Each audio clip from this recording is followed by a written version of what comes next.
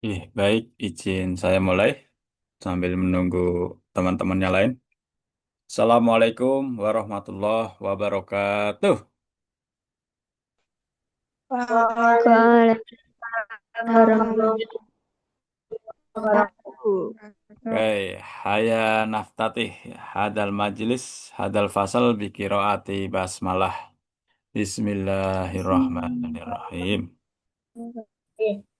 Terima kasih atas kehadirannya ya teman-teman sekalian pada siang hari ini.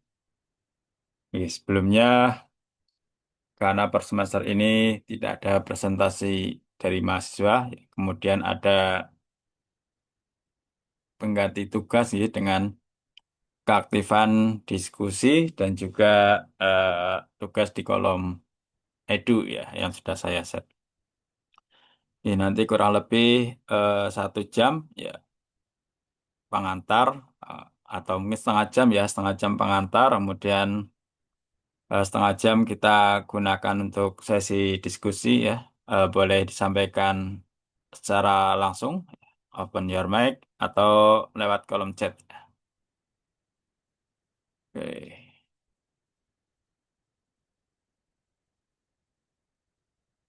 Ih, eh, Peralihan tugas tadi muncul slideshow-nya tempat saya.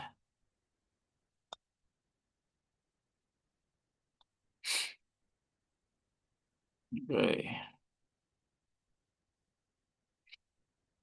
Peralihan tugas tadi, eh, ini merupakan upaya kita bersama bagaimana agar nanti teman-teman ini juga bisa tidak sekedar lulus dari Unimogo, tapi lulus dengan baik ya. Mudah-mudahan IPK-nya di atas 3,5 semua. Ya, tadi tentu diberi kesempatan. Jadi kalau hanya mengandalkan nilai UTS UAS, ya itu hanya 50%. Ya, itu pun kalau nilai UTS dan UASnya 100 gitu ya. Ya harapannya kemudian ditopang ya, ditopang dibantu secara objektif dengan penugasan dan keaktifan di forum diskusi.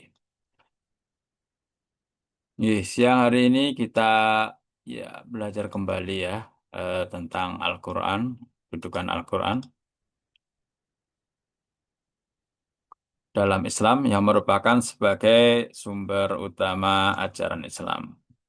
Atau kalau ada yang ingin disampaikan boleh langsung ya, raise hand. Tidak harus menunggu materi dari saya selesai. Eh, Kemudian timbul pertanyaan bagaimana dengan hadis ya, kedudukannya ya. Untuk kita sudah paham bahwa hadis merupakan salah satunya bayan lil Quran ya, menjelaskan Al-Quran dari secara teknis. Nah, ini ada tiga ya, tiga isu yang kita bahas pada siang hari ini. Dan nanti tiga isu ini yang dijadikan tugas resum ya setelah perkuliahan ini selesai langsung silakan kerjakan. Dan tiga itu meliputi akidah ya, kedua ibadah dan yang ketiga adalah muamalah duniawi ya. Oke, walaupun sungguhnya ada 4 dimensi ya dalam ajaran Islam selain akidah, ibadah dan muamalah duniawiyah, itu juga di dalamnya ada akhlak ya. Namun dalam RPS kita hanya mencoba mengkaji tiga ini. Dari keempat aspek ini terklasifikasikan menjadi dua kelompok, dua kategori. Yang pertama adalah tajrid, yaitu purifikasi atau pemurnian. Ya, artinya dalam tajrid ini akidah dan ibadah ya, kita harus mengikuti ya, plak jiplak ya, seperti apa yang dicontohkan Nabi. Tidak boleh menambah-nambah dan mengurangi. Ya, dalam akidah dan ibadah mahdoh.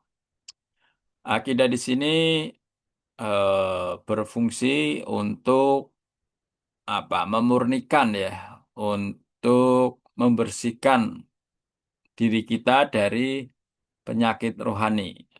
berupa sirik, ya, seperti tahayul dan hurafat. Ya.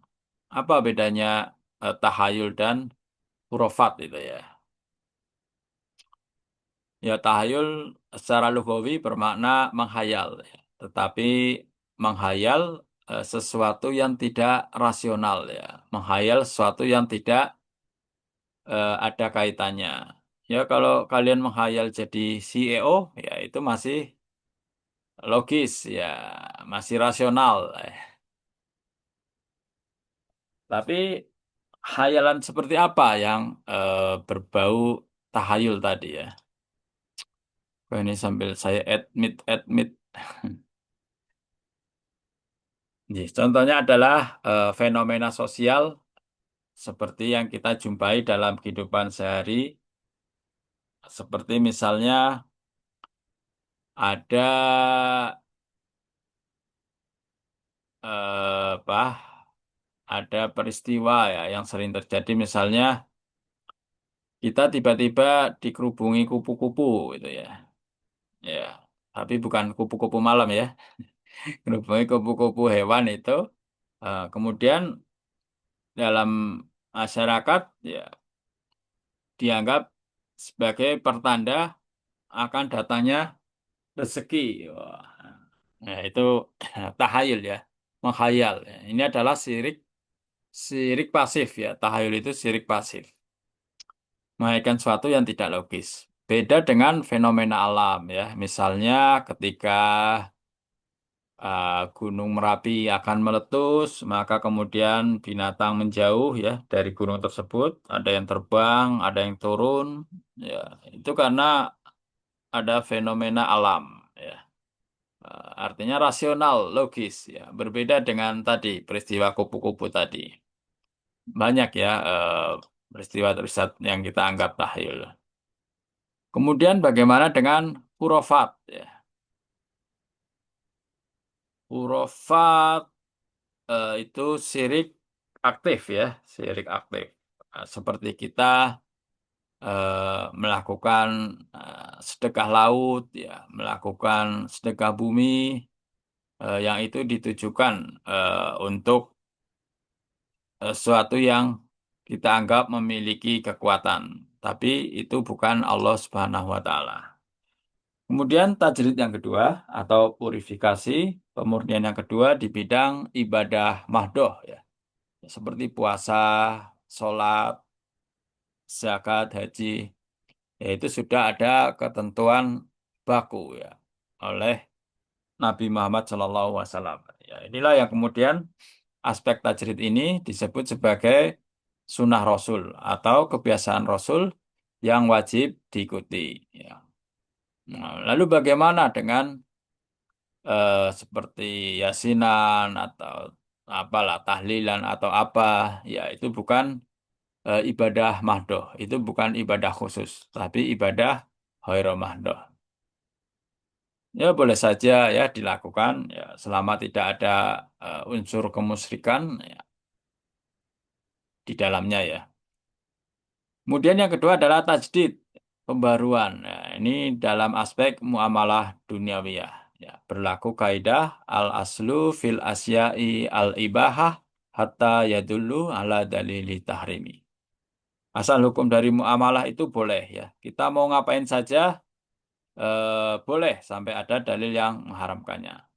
Nah, disinilah sunnah Rasul, kebiasaan Rasul yang boleh kita rubah ya sesuai konteks li zaman wal makan, sesuai konteks tempat dan waktunya. Ya seperti kebiasaan Rasul apa makan dengan tiga jari, ya itu sunnah Rasul ya, kebiasaan Rasul yang tidak wajib kita ikuti. Ya. Bagaimana kita mau makan mie ayam ya kalau dengan tiga jari ya. Ada apa? Cara berpakaian misalnya ya. Cara berpakaian Rasulullah. Prinsipnya ya menutup aurat ya. Mau pakai jubah, mau pakai sarung, mau pakai celana. Eh, itu bukan persoalan pokok ya. Selama menutup aurat itu diperbolehkan. Kemudian juga nanti kita sedikit bicara tentang apa etika ekonomi, sosial dan spiritual. Oke ya. Sampai sini mungkin ada yang ingin direspon ya, silakan. Boleh langsung open your mic ya. Kemudian kita beranjak ke slide yang kedua. Pertama adalah akidah yang mengandung dua ya, tauhid ritual dan juga tauhid sosial. Ya, tauhid ritual ya lebih habluminallah ya, muamalah ma khaliq. Ya, muamalah ma Allah. Tauhid sosial ya lebih apa? Horizontal ya, horizontal sama makhluk ya, muamalah ma makhluk atau hablum minal makhluk ya, hablum minan nas. Di sini di RPS ya, karena mengutip Quran Surah Al-Ikhlas, insya Allah sudah hafal semua ya Al-Ikhlas ini ya. Cuman apa kita paham semua artinya ya. Oke, di sini ada penegasan jawaban bahwa Allah itu Esa ya. Qul huwallahu ahad.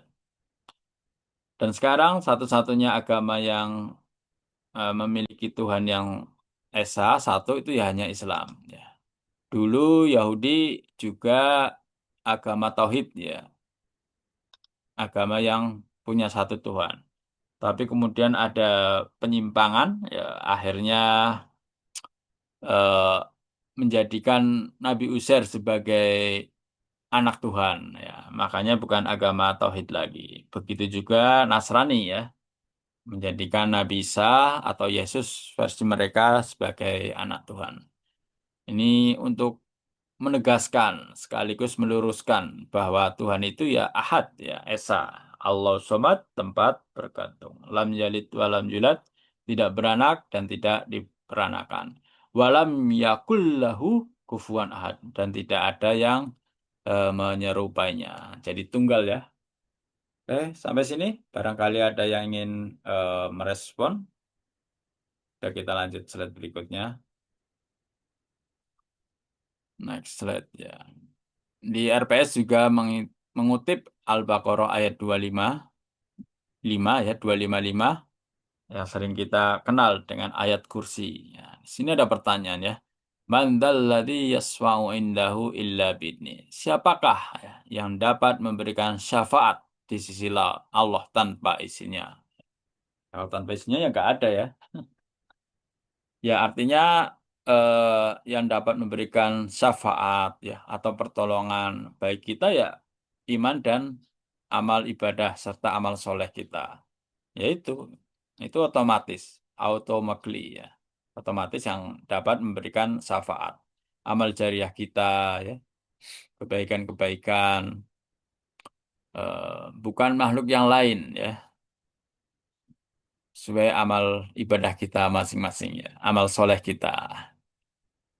Kemudian masuk yang kedua, ibadah. Ta'rifnya, ibadah itu at-taqarrub ilallah. Hiya at-taqarrub ilallah. Ibadah itu esensinya untuk mendekatkan diri kepada Allah. Jadi ibadah itu bukan tujuan. Ya. Sholat itu bukan tujuan. Puasa juga bukan tujuan. Haji, zakat juga bukan tujuan. Tapi wasilah ya, sarana bagi kita at-taqarrub untuk ya dekat dengan Allah.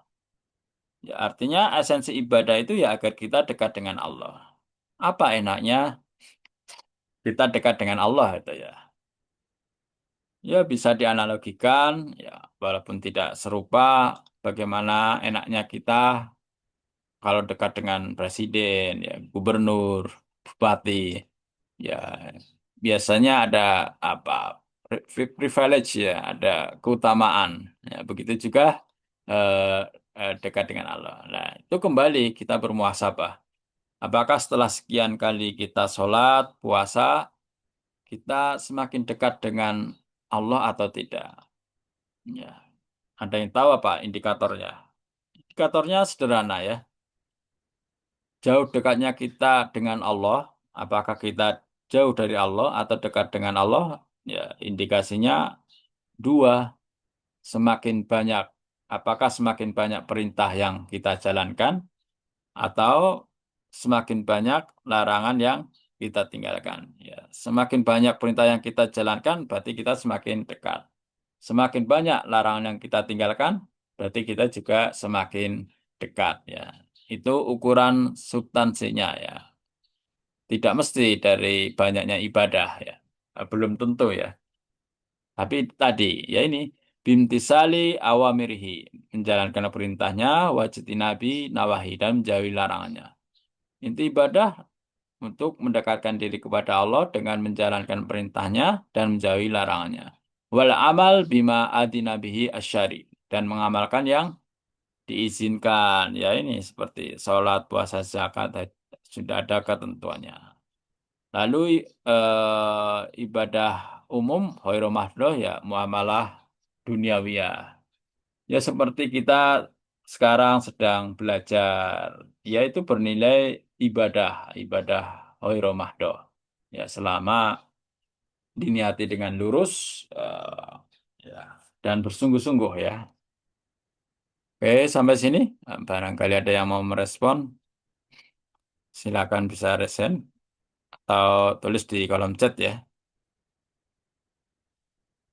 Kemudian, oke, ibadah sholat ya. Di sini ada keterangan jelas di Al-Ankabut ayat 45, Inna sholata tanha anil fahsya'i wal munkar ya. Sungguhnya sholat ya dapat mencegah perbuatan keji dan mungkar. Nah, ini ada pertanyaan ya. Kenapa ya Indonesia yang mayoritas Islam, yang juga insya Allah sholat, kenapa kemungkaran juga masih banyak ya? Ada yang menyebut STMJ ya, sholat terus maksiat jalan. Sholat rajin, korupsi juga rajin. Nah, ada apa dengan sholatnya orang Islam di Indonesia? Kenapa tidak seperti yang dikatakan oleh Al-Ankabut ayat 45 ini ya? Kenapa tidak bisa sholat kita mencegah dari perbuatan keji dan mungkar? Ya, ini dijawab dalam hadis Abu Dawud dan Tirmizi. Awwalu ma yuhassab bihi al-abdu yaumal qiyamah as-salat. Yang pertama yang akan dihisab, dihitung oleh Allah pada hari kiamat, yang dihitung dari hambanya pada hari kiamat itu sholat kita ya. Fa'in sholahat, sholaha sairul awamiri. Apabila sholat kita baik, insya Allah amal yang lain juga akan baik. Wa'in fasadat, fasada sairul amali. Dan apabila sholat kita rusak, ya, insya Allah amal yang lain juga akan rusak. Ya ini indikator ya, barometer bagi kita. Kalau kita masih ada ya, banyak hal yang belum beres dari diri kita, yang pertama dilihat ya sebagai seorang muslim ya tentunya ya sholat kita masih baik enggak? Ya ukuran kategori besarnya ya dari aspek kuantitas dan kualitasnya ya. Ya, kuantitas ya, upayakan ditambah ya, jangan minimalis hanya 17 rakaat. Sehingga intensitas pertemuan kita dengan Allah juga bisa ditingkatkan. Dan lebih urgent ya tentu adalah aspek kualitasnya. Senantiasa menjaga niat kita ya, mencari doa Allah, kemudian berusaha sekhusuk-khusuknya ya. Ya walaupun khusuk bukan syarat sah sholat. Tapi kalau tidak khusyuk, ya sulit untuk apa membentuk pribadi kita menjadi tanha anil fahsya'i wal munkar. Ya untuk bisa khusyuk harus faham ya apa yang kita baca dalam sholat. Ya karena sholat itu ad-doa ya, sholat itu doa. Kita sholat, kita sedang berdoa. Ya orang berdoa ya lazimnya tahu apa yang dia minta ya. Ihdinas siratal mustaqim misalnya. Tunjukkanlah kami jalan yang lurus. Ya, ini kan ketika kita baca ihdinas siratal mustaqim, ya kita resapi ya. Kita resapi karena tahu artinya. kemudian bisa menghayati. Ketika bisa menghayati, maka disitulah muncul kehusuan, ya, karena kita sedang meminta, ya, sedang khusyuk meminta. Baik. Kemudian, oh ya ini sudah ya. Oke, sampai sini. Kemudian puasa dan zakat, ya, puasa yang sedang kita jalani. Baik. Di Al-Baqarah 183 ya jelas dikatakan puasa hanya diwajibkan kepada orang-orang yang beriman, ya. Amanu, ini yang saya highlight kuning, ya. Kemudian di ayat selanjutnya dikatakan kama aku tiba alal lazina min qablikum, sebagaimana diwajibkan atas orang-orang sebelum kamu, itu ya. Bentar, saya izin pakai headset. Ini ada gangguan, ya.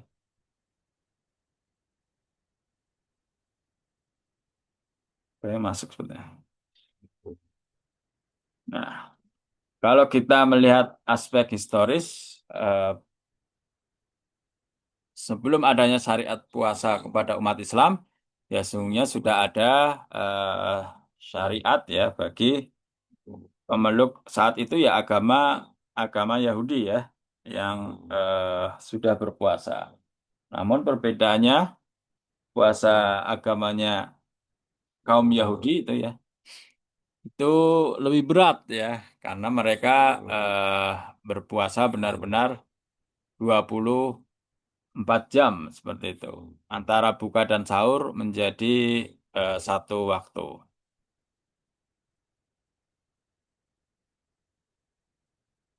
Ya tentu, ya, di sini kita berarti menilai bahwa Islam hadir lebih rasional, ya.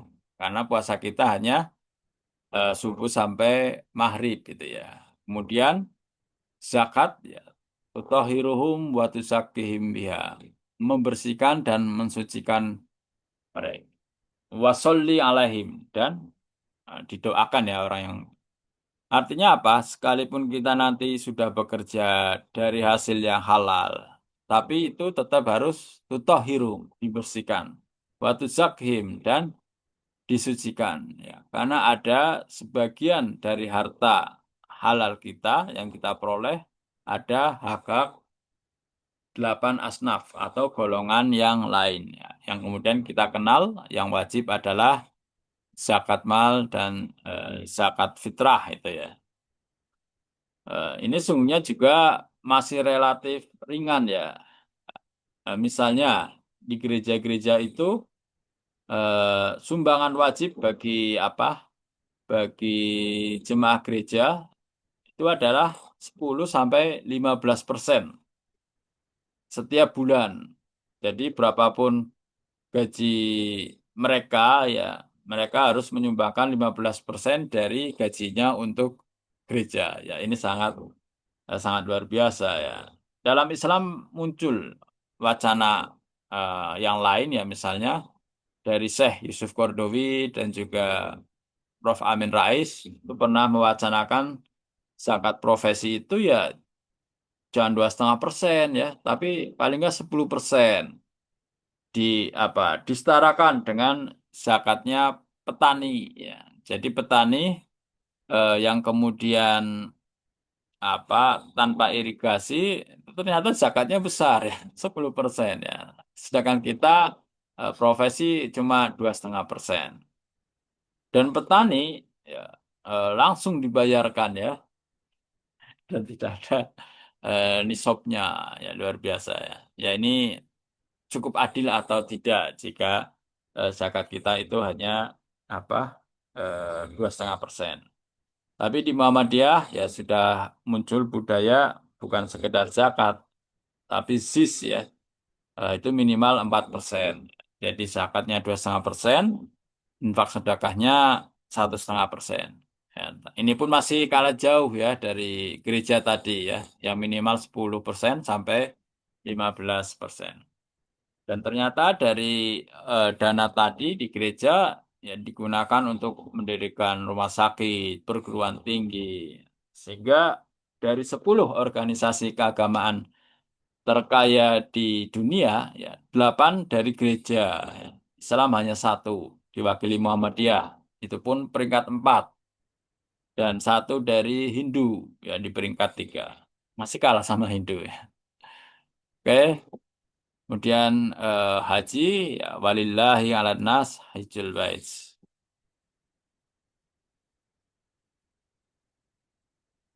Izin bertanya, apakah zakat ini diwajibkan bagi yang sudah bekerja saja atau seorang yang sudah balik dianggap wajib zakat? Bagaimana jika seorang muslim belum bekerja?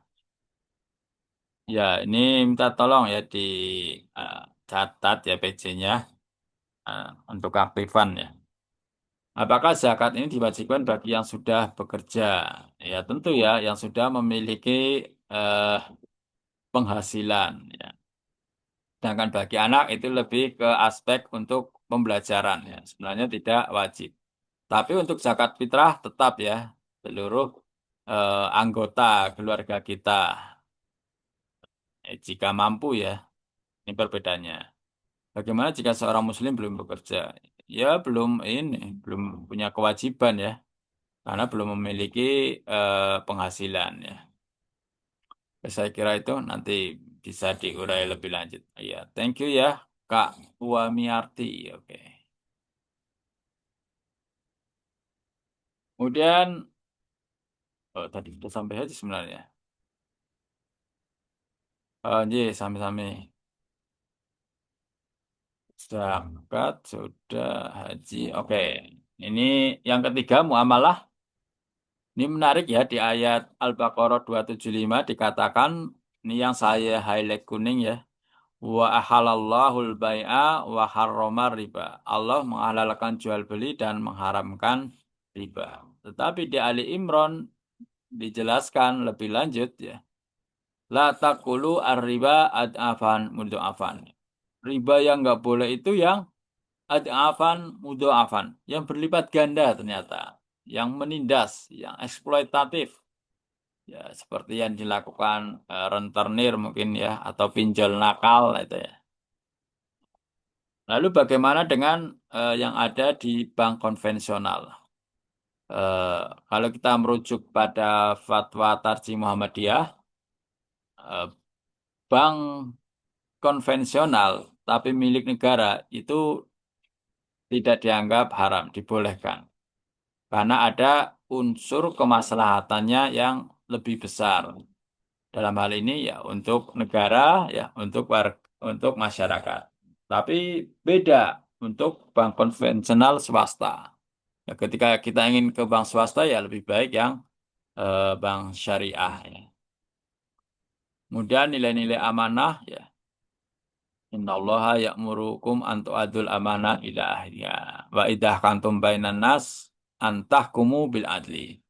Jika kamu sungguhnya Allah ya menyuruh kamu menyampaikan amanah. Ya, termasuk kalian nih sedang diberi amanah oleh orang tua untuk belajar. Ya harus ditunaikan amanahnya dengan sebaik-baiknya.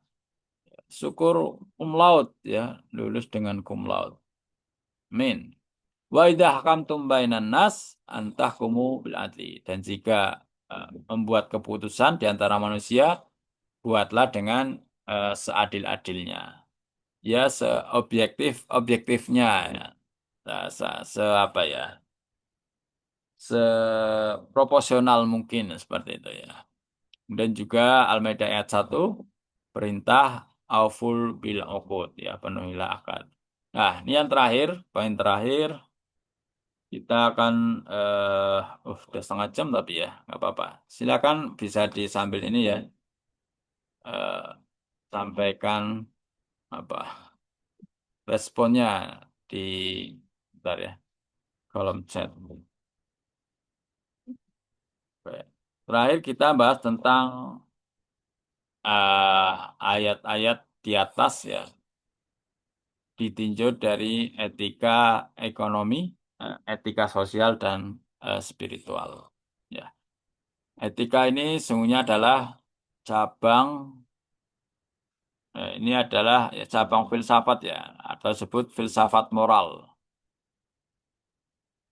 Nah, ini ada dua buku ya yang direkomendasikan, Prinsip-prinsip Etika, karangan maaf, karangan Romo Haryatmoko, nah, dan juga Etika Muhammadiyah.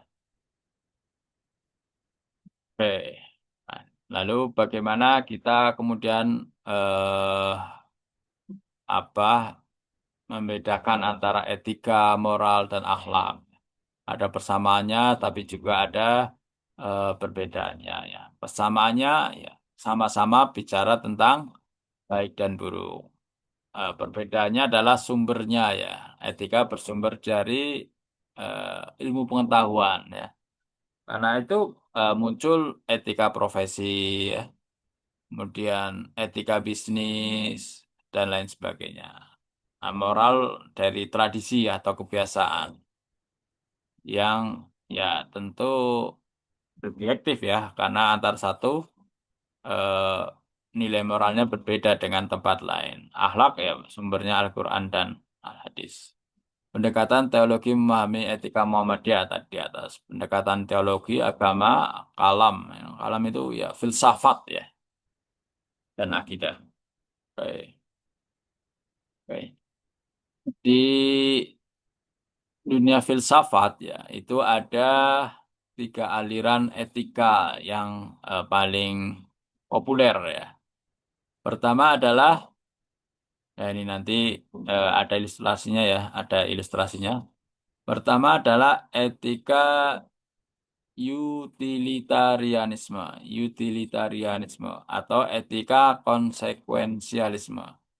Jadi etika ini, aliran ini menganggap bahwa perbuatan itu dianggap baik atau buruk dilihat dari hasilnya ya.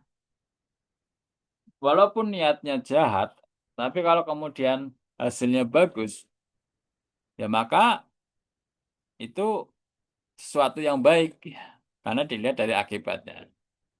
Ya walaupun niatnya eh, tidak bagus, tapi hasilnya baik, atau niatnya bagus tapi hasilnya tidak baik, ya dikatakan perbuatan yang tidak baik. Apa contoh misalnya ada niat baik, tapi hasilnya konsekuensinya nggak baik. Ya seorang nakes misalnya ingin menolong pasien, kan punya goodwill ya, punya niat baik, punya iman, ingin menolong pasien. Tapi ketika dalam menolong tidak dibekali dengan pengetahuan, pengalaman, skill yang memadai, ya bisa menyebabkan ya apa kecelakaan kerja, malpraktek. Ya, sehingga ini dalam tataran aliran utilitarisme dikatakan bukan perbuatan baik. Kalau akibatnya meninggal, cacat, malpraktek, ya. Kecuali kalau akibatnya baik kembali. Deontologi sebaliknya ya. Deontologi itu aliran yang menganggap perbuatan baik eh, karena kita menjalankan aturan. Ya. Jadi kalau aturannya seperti ini, ya harus dijalankan. Apapun konsekuensinya, walaupun konsekuensinya jelek. Nah, ini bedanya. Ya, dua aliran ini, utilitarisme dan deontologi juga memiliki kelemahan ya. Kalau deontologi berbuat baik karena ada perintah, karena ada apa aturan, maka ketika berjumpa dengan konteks zaman tertentu, dia bisa gagap. Kemudian yang terakhir adalah etika kebajikan atau virtue ethic. Oke, coba kita ilustrasikan ya sedikit. Ini adalah ilustrasi kita berada di aliran mana ya? Aliran deontologi atau aliran utilitarianisme. Pertama, ketika kita ditanya, kenapa kita puasa Ramadan? Ya, kenapa kita berpuasa? Misalnya, oke, nggak usah pakai Ramadan lah. Kenapa kita berpuasa? Kira-kira apa jawaban kalian? Bolehlah tulis kolom chat ya. kenapa kamu sekarang sedang puasa ya? Kenapa kalian sekarang sedang puasa? Jawabannya bisa beragam-ragam ya. Kalau aliran deontologi, ketika ditanya, kenapa kamu berpuasa? Ya, karena ada perintahnya. Seperti itu kan. Berarti kalau nggak ada perintahnya, kita tidak berpuasa. Ya, bisa dianalogikan. Seandainya puasa Ramadan itu tidak wajib, kira-kira akan lebih banyak yang berpuasa atau tidak? Umat Islam itu ya. Tapi kalau jawaban kita, kenapa kamu puasa? Ya, ya agar apa? Agar sehat ya jasmani rohani. Maka kita masuk dalam aliran utilitarianisme ya. Karena berbuat baik, ya, menjalankan puasa karena ada tujuannya ya. Ada konsekuensinya. Dan juga kisah Nabi Yunus ya. Ini juga dilema moral. Karena kalau dalam deontologi di sini dia mati gaya ya deontologi itu. Ya saat perahu yang dinaiki Nabi Musa itu penuh ya, sehingga harus ada satu orang yang keluar dari perahu agar perahunya tidak tenggelam. Ya, jika tidak ada yang mau keluar maka akan tenggelam bersama. Maka tinggal dua pilihan. Ayo, ada yang mau lompat atau kita mati bersama. Ini bisa disebut dilema moral. Ya, akhirnya Nabi Yunus ya yang mengalah daripada eh, mati banyak ya, yang meninggal banyak lebih baik satu saja saya ya. Akhirnya dia menyebur kan dan dimakan ikan paus itu dalam rangka diselamatkan ya oleh ikan paus ya supaya tidak tenggelam. Oke. Kemudian traffic light ya. Ini juga bisa jadi dilema moral.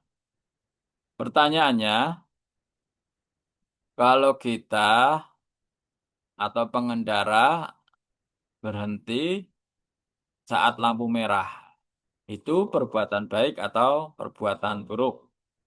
Ya. Kalau ditanya alasannya, kenapa perbuatan baik?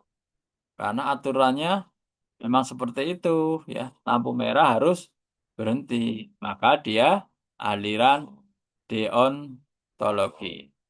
Kemudian, ya, aliran utilitarianisme, jawabannya tidak seperti itu. Kenapa lampu merah kamu berhenti?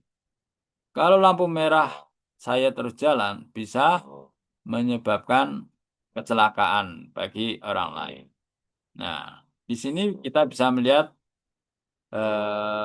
titik lemahnya utilitarianisme aliran ini. Bagaimana jika misalnya eh, di malam hari ya, lampu merah, tapi di depan kita tidak ada kendaraan, kanan kita tidak ada kendaraan, kiri tidak ada kendaraan. Nah, kira-kira kita akan lanjut terobos lampu merah atau tidak ya? Kalau utilitarianisme kan tadi mengatakan kalau berhenti agar tidak ada yang celaka. Nah, bagaimana kalau eh, sudah tidak ada orang ya, karena malam-malam sudah sangat malam. Apakah dia akan tetap jalan atau tidak? Kalau deontologi kan nggak boleh ya. Deontologi ya apapun kondisinya lampu merah tidak boleh jalan ya, sekalipun itu sepi, tidak ada yang lain. Nah, aliran utilitarianisme ini ya bisa ini ya nakal ya. Yang sepi ya saya langgar itu kan. Nah, tiba-tiba ada peluit dari polisi, gitu kan. Ditangkaplah dia, gitu kan. Nah, ketika ditangkap ini, apa? Ya, kalau polisi kan pasti alirannya deontologi, ya, karena pegangannya aturan. Ya, apapun kondisinya lampu merah ya berhenti ya. Kemudian si pengendara karena menganut aliran utilitarianisme, ya, ya berdebat, ya nggak ada kendaraan lain, masa nggak boleh jalan? Apa yang saya buang-buang waktu kan? Nah, di situ tugasnya bagaimana ya, bagaimana kita meyakinkan, meyakinkan polisi ya, untuk pindah aliran. Oke, ini juga ada trolley problem ini tadi mirip ya, dilema moral seperti yang dialami Nabi Yunus ya. Ini ada trolley error, pilihannya tinggal dua. Kalau banting kiri, nabrak satu orang, tetap lurus, nabrak empat orang. Mana yang akan kita pilih? Ya. Atau misalnya ya, kalian sekarang eh, kuliah itu ya, kemudian nanti lulus, ya, pingin menikah, ini bisa ditemui ya, mungkin saja, eh, dan ini adalah dilema moral. Kemudian kalian sudah punya calon sendiri, tapi orang tua juga punya calon itu ya. Eh, ini kan dilema moral. Kira-kira apa yang akan kalian lakukan? Tetap bersikukuh memegang cinta sejatinya atau mengikuti pilihan orang tua. Ya ini dilema ya, tidak mudah. Apakah mau nekat nikah lari atau ikuti pilihan orang tua atau pilihan yang ketiga menunggu sampai orang tua merestui. Ya, tentu yang ideal ya bagaimana kita harus meyakinkan orang tua untuk merestui pilihan kita. Tapi kan orang tua memilih untuk kita juga tidak mungkin ya dalam rangka untuk membuat kita tidak happy gitu ya. Tidak mungkin. Ini dilema moral yang bisa jadi apa kalian temui nanti dalam kehidupan atau dalam pekerjaan. Ada suatu kondisi jika kita menjalankan SOP saat itu, tapi bisa menimbulkan kerugian atau melanggar SOP karena tahu ini lebih aman untuk rumah sakit. Itu juga dilema moral. Nah, ya kuncinya tentu harus menimbang mana kemaslahatannya yang lebih besar jika itu antara dua kebaikan. Jika itu antara dua keburukan ya mana yang keburukannya atau akibat buruknya paling sedikit. Apa contoh lain eh, dilema moral ya? Ya misalnya eh, deontologi ya, itu aliran deontologi itu menyatakan bahwa apapun kondisinya ya menghilangkan nyawa orang itu tidak dibolehkan. Ya walaupun dia seorang bandar narkoba atau pembunuh sangat keji. Tapi bagi utilitarisme ya berbeda ya. Nah, kalau kita tidak hukum mati bandar narkoba misalnya, ya akan timbul kerusakan yang lebih luas, tidak akan menimbulkan efek jera.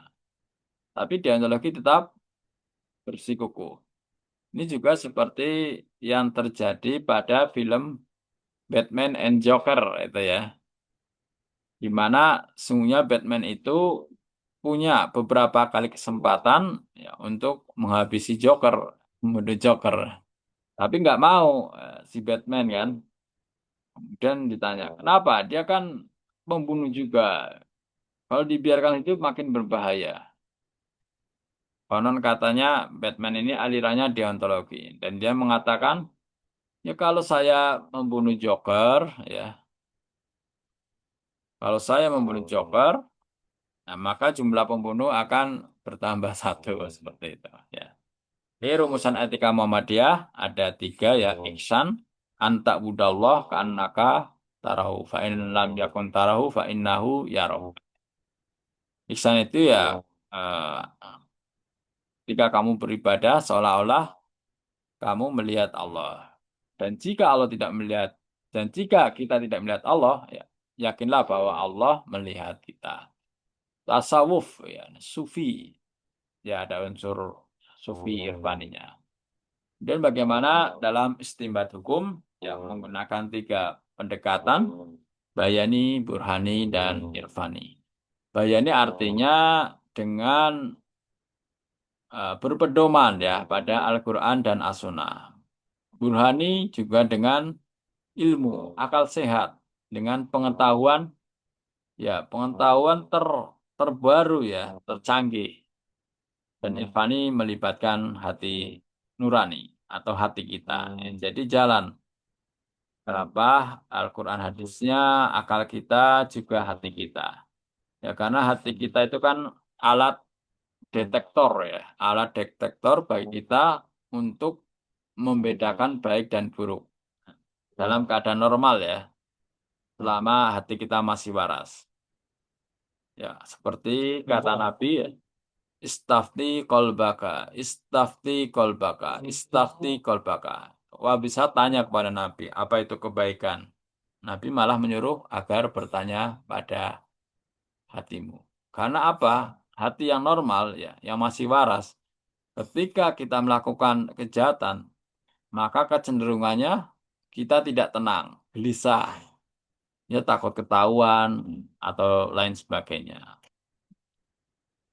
Nah, itu pentingnya irfani. Ya walaupun ada yang mengatakan spiritual, tapi itu sepertinya lebih abstrak ya.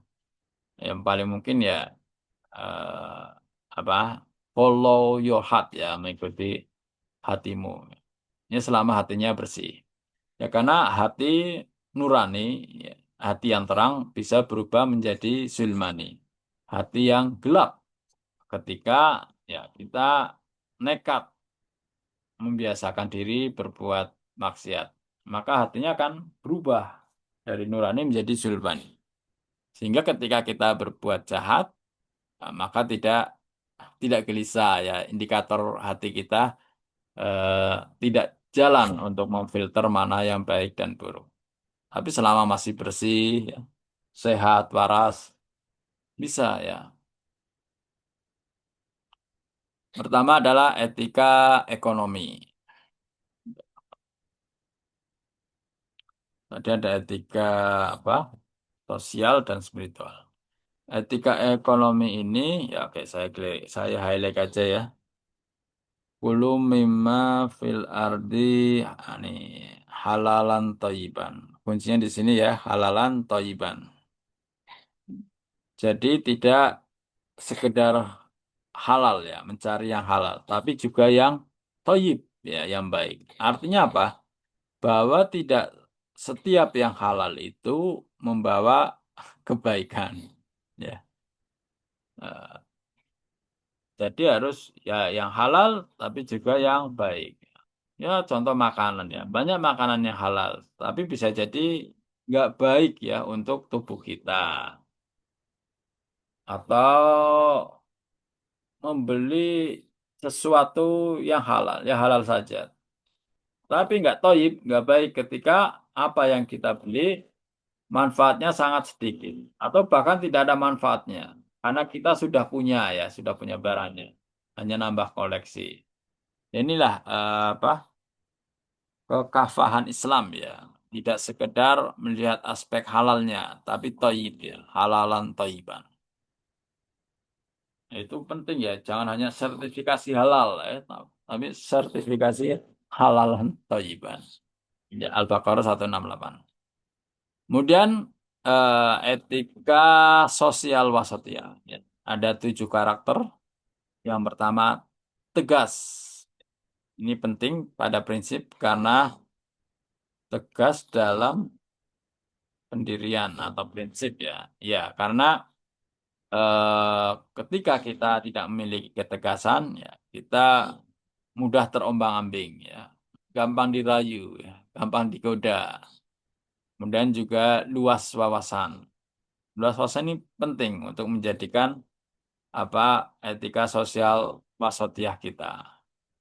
Karena dalam Al-Baqarah 143 itu dikatakan wa kadzalika ja'alnakum ummatan wasaton. Ya, kita umat Islam itu kata Al-Quran sebagai umatan wasaton. Ya, cirinya ini pertama tegas, ya luas wawasan, ya, dengan membaca banyak buku, jurnal, banyak berkawan, dan luwes, ya, luwes dalam kehidupan sehari-hari ya. Jangan kaku.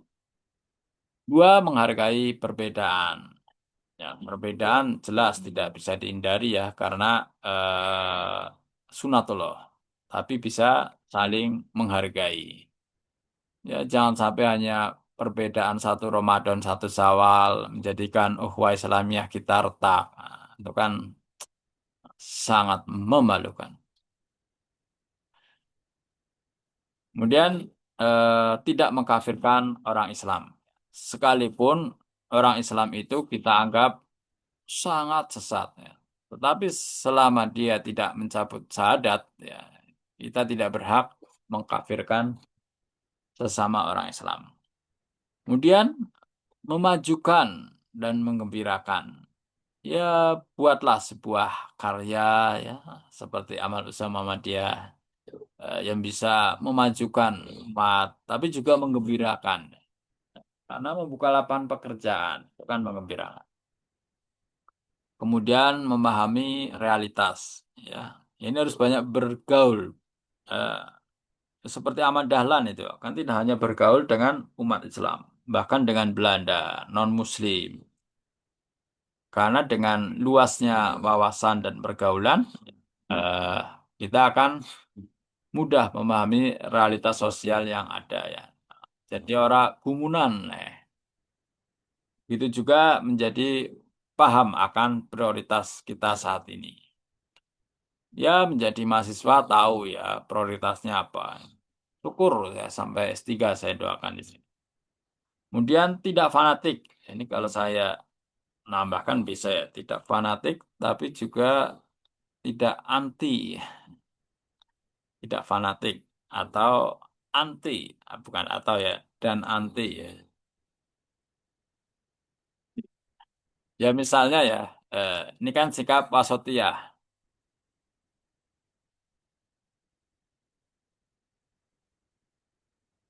sikap wasatiyah ya, sikap tengahan, moderat ya. Eh, Tidak boleh anti terhadap sesuatu, tapi juga tidak fanatik terhadap sesuatu. Ya misalnya terhadap kemajuan teknologi, ya, artificial intelligence. Kita nggak boleh anti dengan AI ya. Kalau anti dengan AI ya kita akan tinggalan zaman. Tapi kita juga tidak boleh fanatik kepada AI yang sedang-sedang saja ya, yang sesuai kebutuhan. Yaitu kan ciptaan manusia ya. Sedangkan manusia ciptaan Tuhan. Ya, udah jelas sebenarnya mana yang harusnya ya lebih hebat. Ada itu apa seorang seorang pecatur dunia ya. Namanya Magnus. Dia bisa mengalahkan AI dalam caturnya tanpa kehilangan satu bidak pun. Itu bukti ya.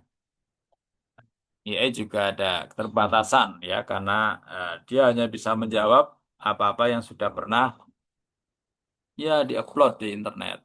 Karena narik datanya kan dari situ, dari medsos, dari web, dari hal-hal yang berbau internet. Kemudian juga memudahkan pelaksanaan agama. Ya, artinya jangan sampai anti kemajuan ya. Dengan adanya teknologi jam Android, ya, kita dimudahkan mengatur waktu sholat. Sudah tahu 10 menit lagi mau sholat, ya kita siap-siap ya. Tidak seperti dulu ya, harus keluar rumah, melihat bayangan kita di mana. Atau bahkan sekarang, ketika maghrib misalnya di bulan Ramadan, sudah waktu maghrib di jam digital sholat kita, ya kita sudah boleh berbuka ya, tanpa harus menunggu azan. Karena memang sudah waktunya maghrib ya. Adzan itu kan hayya ala sholah ya, tapi kepanggilan sholat. Dan bisa saja ya, namanya muadzin itu telat ya, atau speakernya mati, atau bahkan nggak datang ya, karena suatu hal. Kalau kita harus menunggu suara azan, ya bisa bisa tersesat. Ya. Kemudian yang terakhir adalah etika spiritual ya. Khosyah artinya yang takut. Walam yahsya illallah. Ya, kita tidak boleh takut kepada siapapun kecuali hanya kepada Allah. Termasuk kepada Donald Trump ya. Jangan takut. Kemudian etika spiritual yang kedua adalah muhasabah, refleksi ya, refleksi. Yang ketiga adalah ihsan. Nah, ihsan itu apa ya? eh, Kalau Hasan itu ya, ketika kita diberi satu, kita balas satu itu Hasan. Diberi uang 1 juta, kita juga balas kebaikannya 1 juta, itu Hasan. Tapi kalau ihsan melebihi ya, melebihi kebaikan kita kepada orang lain dari yang orang lain berikan kepada kita. Oke, ya ini time for resume on Edu. Ya, silakan ya. Eh, Bisa diakses nih ke Edunya. Ini ada 3 poin ya, 3 poin saja untuk resumenya terkait akidah, ibadah, dan muamalah ya. Silakan bisa langsung dikerjakan.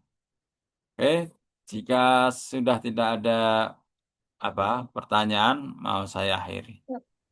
Mohon maaf, Bapak. Ya, Untuk tugas resumnya, deadline-nya kapan? hari ini ya. Nanti nanti atau besok pagi saya input. Harusnya sih di jam kuliah biar tidak jadi PR gitu kan. Ini kan masih ada waktu. Tapi besok pagi Ya, insya Allah saya makasih, cek. Bapak. Ya, atau nanti saya dikonfirmasi kalau sudah semua ya, biar nggak bolak-balik buka edu seperti itu. Oke, saya kira itu semuanya. Terima kasih atas kehadirannya. Semoga ada ibroh dan hikmah yang bisa kita ambil pada siang hari ini. Haya nahtatim hadal majelis bikiroati hamdalah. Alhamdulillahirabbil alamin. Alhamdulillah.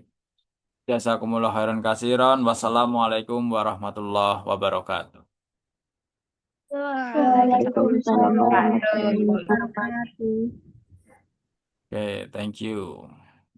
Saya izin end meeting ya. Kenapa?